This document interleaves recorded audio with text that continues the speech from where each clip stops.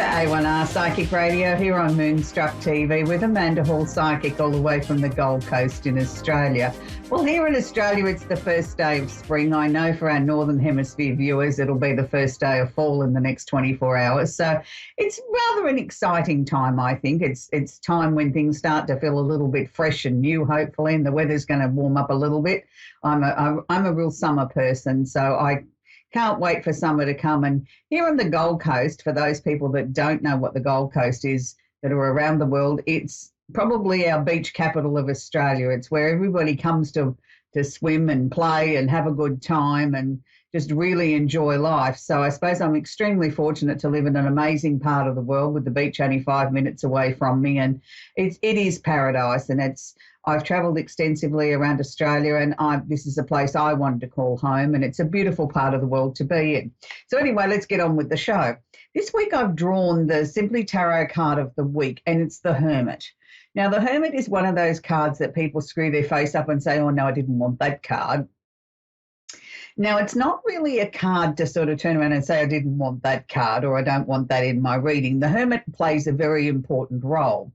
There's many, many times in our lives where we do feel innate loneliness. Now, this can be the card of that. We can even be in a room full of people and still feel incredibly lonely. Now, I think at this time and at this stage in the pandemic, I'm sure there's still a number of people around the world and people that are tuning into the shows that feel this terrible loneliness, even though they may have more freedoms, they might be able to go out and sort of participate in life a little bit more, but they can't shake this feeling of loneliness. It can also be the card of being unattached. More importantly, I like to look at this card as needing to take some time to do some soul searching. It's a really important thing there that we need some soul searching time is needed, or maybe some time alone. Now, I hear you say, look, we've all had enough time alone during this pandemic with lockdowns and ins and outs and everything else. I wouldn't need any more time to soul search, or I wouldn't need any more time to be alone. If we take it to the next level, where the time that we did spend on our own or spent locked up during lockdowns during COVID, now might be the time to put some of those nuggets of wisdom that we found into action. You know, maybe it's time now to take all that stuff that we did in our soul-searching time, our time of being isolated and alone, and put those things into action. I think that's what the message is this week with the Hermit card is, yes, we've all spent time on our own in some form or another in this last 18 months. Now, we've done our soul-searching time. Now, let's take that action of what we uncovered or what we discovered and put it into something positive. So I think that's the message this week from the Hermit. Now, it's a very, very ambiguous, unusual sort of plethora of planets jumping around the solar system this week. I always like to try and find something sort of positive out of it and some sort of glean some sort of information that might help us all understand why the world is so chaotic and we're not the only one on the merry-go-round that wants it to slow down or get off. Now, this week, I'm sort of at a loss to know where to start because there's just so much to talk about. But I think I'm going to start here in as much as the sun is in Virgo. So the sun in Virgo asks each and every one of us to start looking at our physical health, not our mental health, our physical health. Is there anything that we can do to improve it? Do we need to improve our diet? Do we need to improve our exercise regime? Do we need to just take better care of ourselves? Do we need to sort of slot in some me time, you know, having that bubble bath or watching a movie just for me? You know, allowing myself to stand still. Now, I come back to the fact that we've been going through COVID and we've all been going through this for it seems like forever now, that maybe it's now time that we've got to readjust the way that we look at our physical health.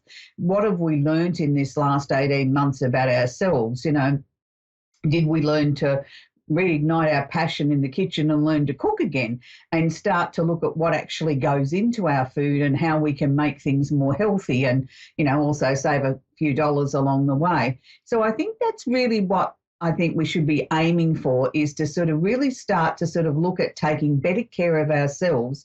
And that doesn't need to cost a lot of money. It can be simply things by just adjusting the amount of sugar that you intake.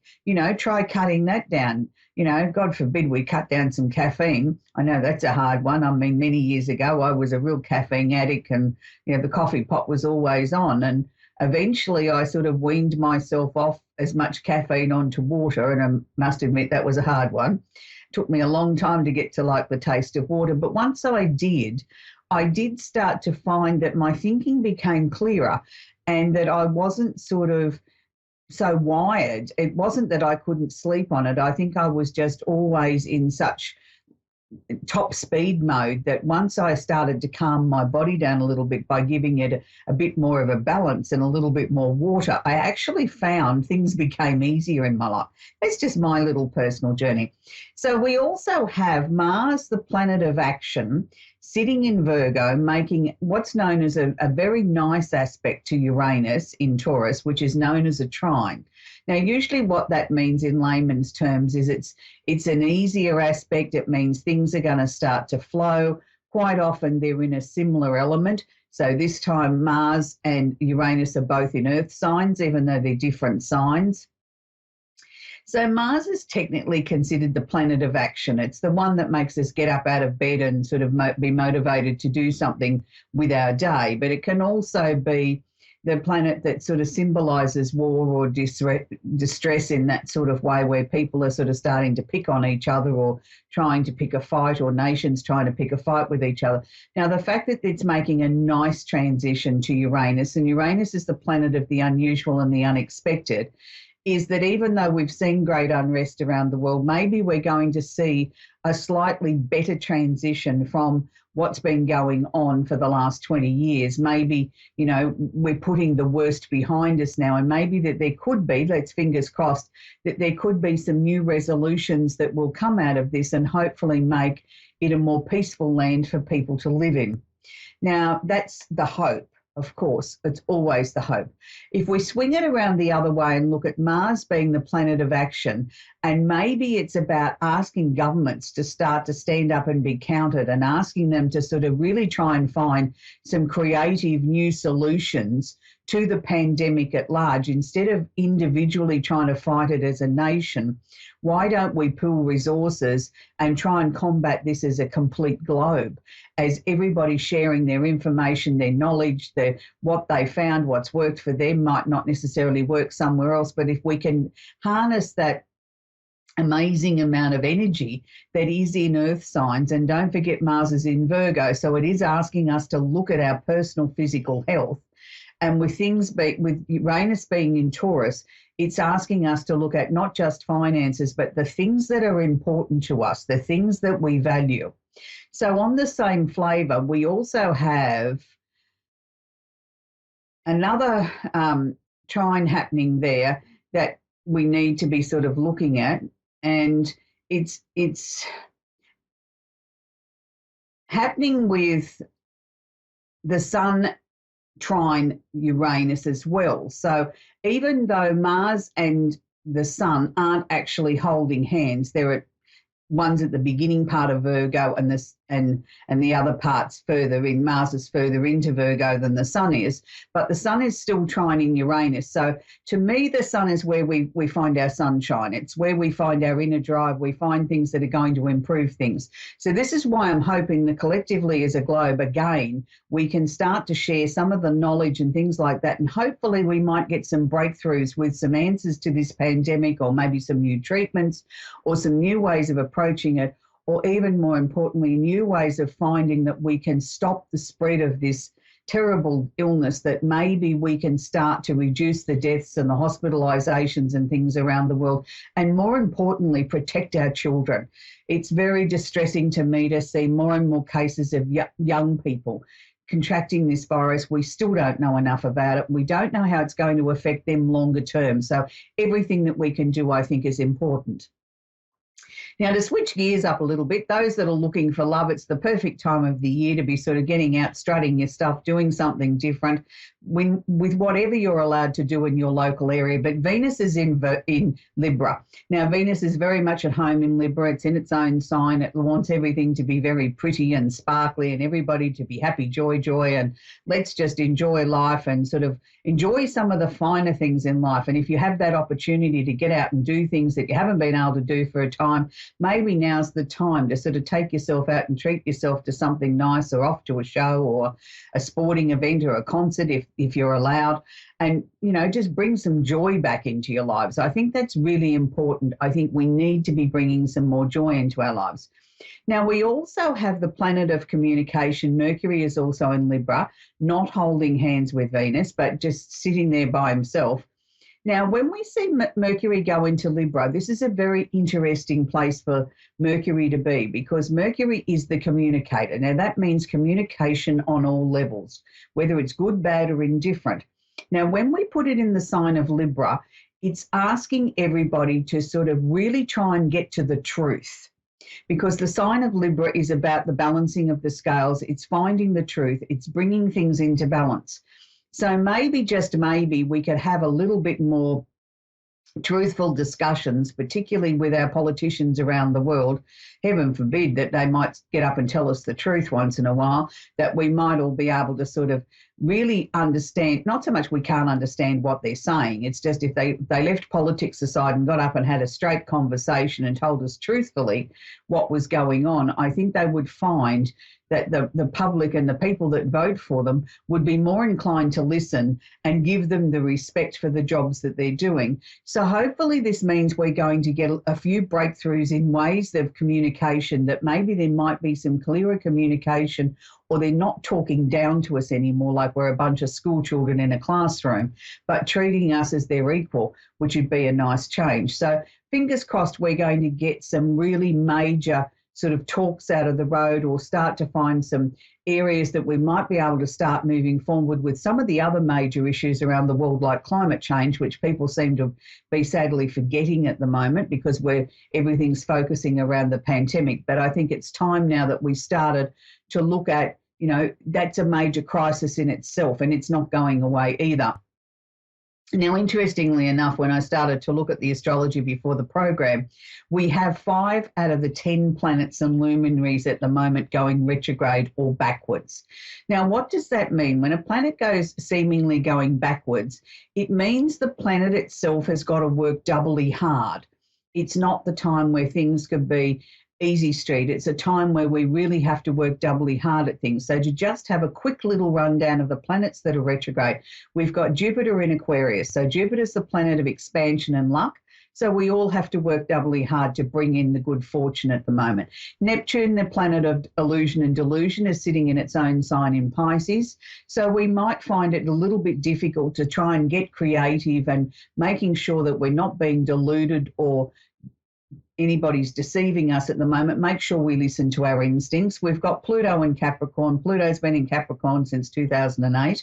We'll be there till 2024. So he spends half his life retrograde. So I don't think that's such a major issue. I think Pluto's just asking us to hurry up and get on and do what we need to do to try and bring some balance into the earth. I mean, I think Pluto's role is to bring Mother Earth back into some sort of new balance. We also have Saturn, the planet of discipline and structure in our lives, is also retrograde in Aquarius. Now, to me, that means that we've got to think outside the square. We can't just look at where we've put our feet before in the same holes and put them back there and expect a different result. Let's try and think out of the square. Let's try and get something innovative happening in our lives. The final retrograde planet is Uranus, that we spoke about earlier in the program. Now, Uranus going backwards to me says we have the opportunity to harness this amazing, powerful energy like the bolt of lightning.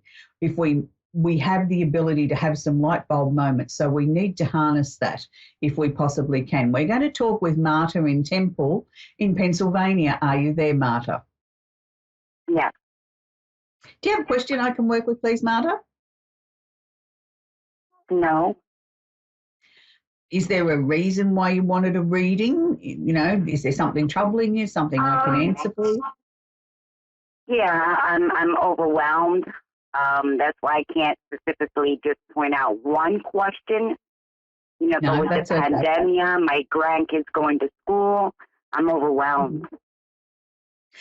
Darling, look, Marta, I don't mean to sound as if I'm being patronising, and please don't take it that way, but I can understand why you're overwhelmed. I mean, we've all been through so much in this last 18 months, 2 years, and that doesn't mean that your life has stood still because we've had a pandemic to deal with. And I think everybody's sort of getting rather tired at the moment, that we've got to the point where there's nothing left in the reserve tank, and that's what I'm feeling with you. It's not... Yes, overwhelmed is a good label to put on it, but I think it's just telling you to sit still a little bit. Don't do anything that you don't absolutely desperately have to do. Allow yourself your body to just sort of have a little bit of a rest, and your mind, and just go with the flow. And I know that sounds very simplistic, but if we can do that, I think then we can reduce that feeling of being sort of overwhelmed, being pressurized. It's not that you don't know what to do or what you need to do. It's just that I just sort of feel as if everything's amped, as if everything's over-exaggerated. And there's nothing wrong with that. That doesn't mean you're sick or anything like that. It just means that we need to ease things off a little bit. Has there been other changes in your life besides your grandchild going to school? Has there been some family issues that, not necessarily major ones, but just sort of a constant, as we get over one thing, there's been another? Because that, to me, Marta, now is starting to come to an end. It's like things are going to get back to a more even keel, and then you won't feel as overwhelmed. So has there been a lot to deal with in the family? Yeah. Yeah.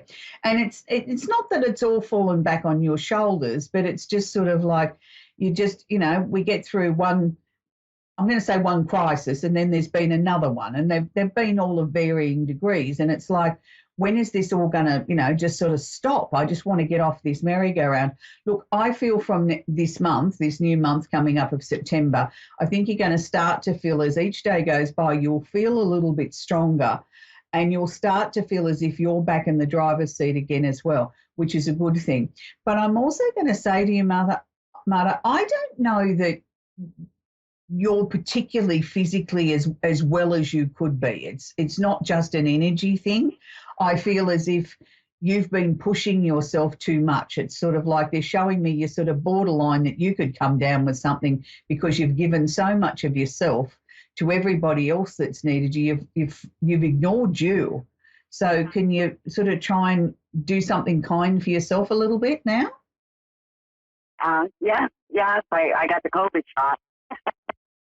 Good. I think that would help me in my situation, but but that's a blessing. I mean, we here in Australia haven't been as fortunate enough for everybody to get one as yet. I'm still waiting, but I can appreciate that that's going to take a major pressure off your mind once you've got the COVID shot, and you at least feel like you can get back out and partake in life again, which is a big thing. Yeah. So, but not only that, sweetheart, I want to sort of suggest to you 5 minutes each day, if you can manage that, to just do something that puts a smile on your face.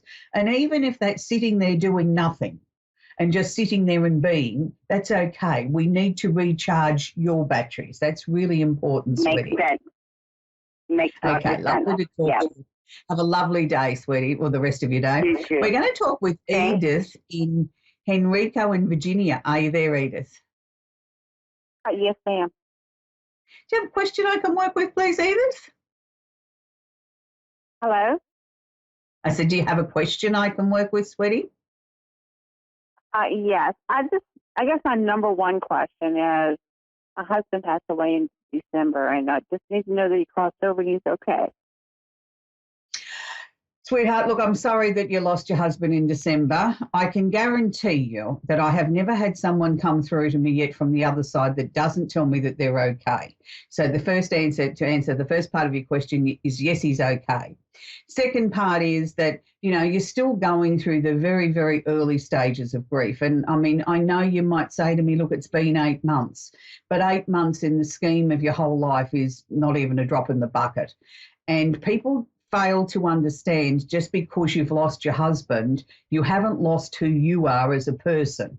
You haven't suddenly become a quarter of Edith. You're still Edith.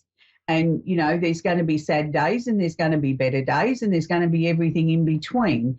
And having been widowed myself many, many years ago now, I can share with you that there is no bus timetable for when grief actually becomes something that you can live with, that it's like we put it somewhere, it's still there, but it's less painful than what it is. And all I can say is just look at each day as a new day and do what you can do and don't be too hard on yourself.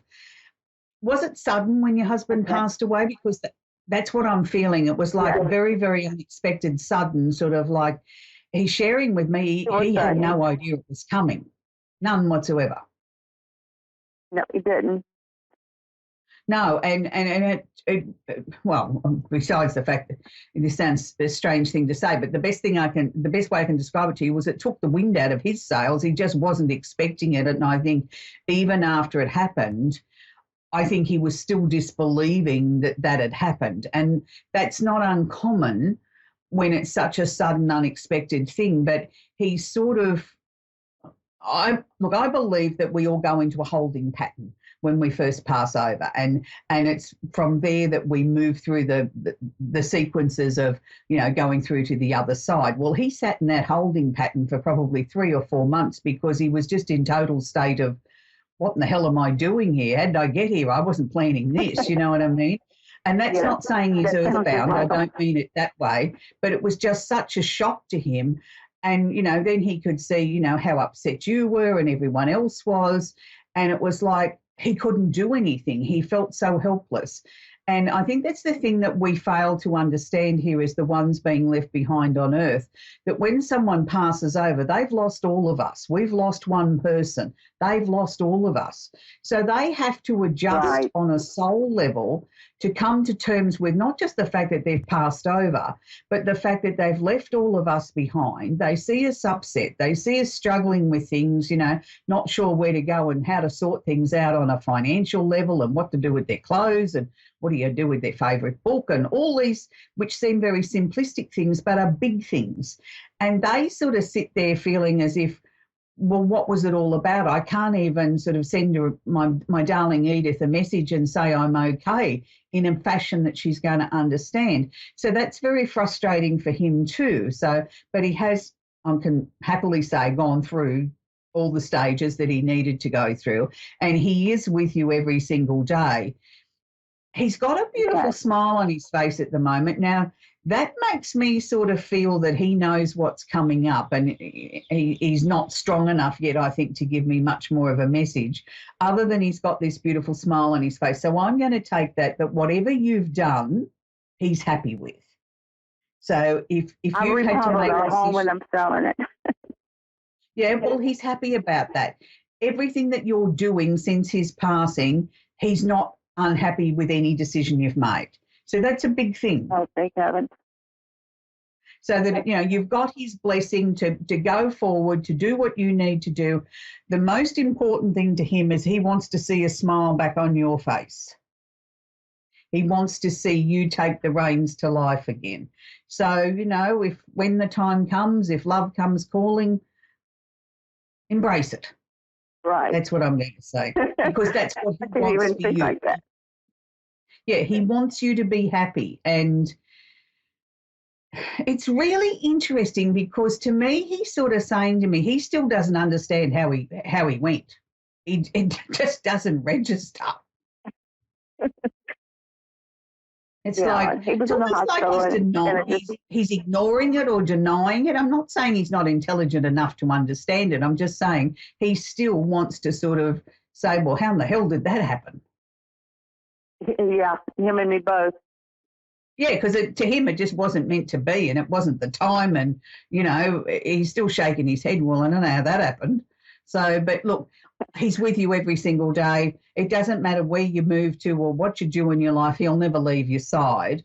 And they all have their own unique way of coming through. So it's look for the things that, you know, the message in a song, something in a movie. It could be even something on the news broadcast that takes you back and you think of him, or you think, oh, that could That's the answer I've been looking for to my problem. Well, that's how they work. They don't always come in and stand in front of us and sit down at the coffee table and have a chat with us, but they give us symbolism and signs and things that are very, very individual. And, people say to me, well, how do I know he's there? Well, you will know because you'll get that feeling, or you'll smell his aftershave, or the lights will turn on at 2:00 in the morning when he knows that annoys you, or make your pictures crooked on the mantle, or whatever. They have their little I've had a unique lot of ways. things happen I've had a lot of things happen I couldn't explain, so I always talk it up to him. Oh, absolutely. And just acknowledge it and say to him, listen here, I don't like the pictures crooked. Stop doing it. You're allowed to do that, have a bit of banter with him, and you're also allowed to get cranky too. If you're pinged off about something, tell him, because they feel then included in your life. It makes them stronger in a way that they can keep connecting with us, and people fail to realise that. They think that they're not allowed to get angry. Of course you're allowed to get angry. How dare you leave me? Like I wasn't ready for you to go anywhere yet. And they're all natural parts of grief that we don't talk about, and we need to talk about them. And it's so interesting how friends and family and people supposedly love us all of a sudden can't mention their name. It's like it's a swear word or something. Right. It's because they don't want to upset us. But what they fail to realise is they're upsetting us more by not being natural. It's okay for you to cry. You're allowed to cry. You're his widow. And, some of the cultures overseas, they have a 12-month period of mourning. That's their official time that you can cry, wail, throw yourself on the pavement if you want to in that first 12 months. And then on the exact 1-year anniversary, then they get the brightest outfit out of the wardrobe or the closet, and they celebrate life again. And I think that's maybe a good way of looking at death. If we allow ourselves 12 months to just be miserable, if that's what we want to be, or show emotion, and then we get on with living, I think that's a good way of looking at it. But you certainly seem to be well on the way, Edith, and he is very happy. He has got a grin from ear to ear, and there's a twinkle in his eyes as if he knows something that we don't know. He's got some really amazing things planned for you. So just, look, enjoy it. You'll always love him. But life must go on too, sweetheart. That's really important, and that's honouring him and the love that you shared. So I hope that's helped you, Edith. Unfortunately, that's where we've got to leave it, sweetie. We've come to the end of the show. So that's, it's very hard when you lose somebody that you really, really loved, whether it was a partner or whether it was just a friend or, God forbid, not your child, that we all do have to find a way of moving on. So until next week, I hope we all find some peace and some tranquility. And I think it's only fitting, seeing as I have my Cassidy Rose jewellery on, I think we'll leave the song this week as being I Think I Love You by David Cassidy. Have a great week. Bye for now.